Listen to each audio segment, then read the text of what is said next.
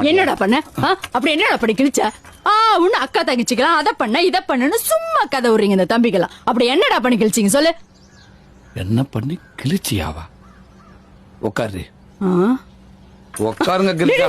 ஐயோ உட்காருங்க. என்ன பண்ணி கிழிச்சியாவா?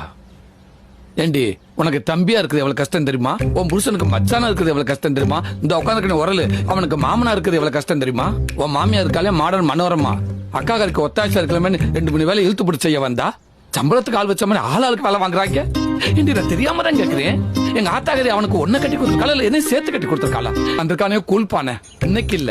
அவனை எல்கேஜி சேர்த்து விட்டதுல இருந்து 7:30 மணி பள்ளிக்கூடத்துக்கு 5:30 மணிக்கு எழுப்பி விட்டு பல்ல விளக்கி விட்டு ஆய் கழுவி விட்டு குளிப்பாட்டி விட்டு துவட்டி தலை சீவி பவுடர் அடிச்சு யூனிஃபார்ம் பேர்ல சட்டை டவுசர் ஷூ சாக்ஸ் பெல்ட் டைல ஒரு பேச்சு லொட்டு லொசுக்குன்னு எல்லாத்தையும் மாட்டி விட்டு குதின்னு குதிக்கிறவனுக்கு குஞ்சு மணியை மாட்டிடாம ஜிப்பையும் போட்டு விட்டு அவனை பள்ளிக்கூடத்துக்கு ஏற்பாடு பண்றதுக்குள்ள என் பாடு பெரும்பாடு ஆயிருந்தே.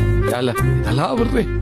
நான் எப்பெல்லாம் சோத்துல கை வைக்கிறேன்னு அப்பெல்லாம் உன் பிள்ளைக்கு ஆய் வந்துருட்டி.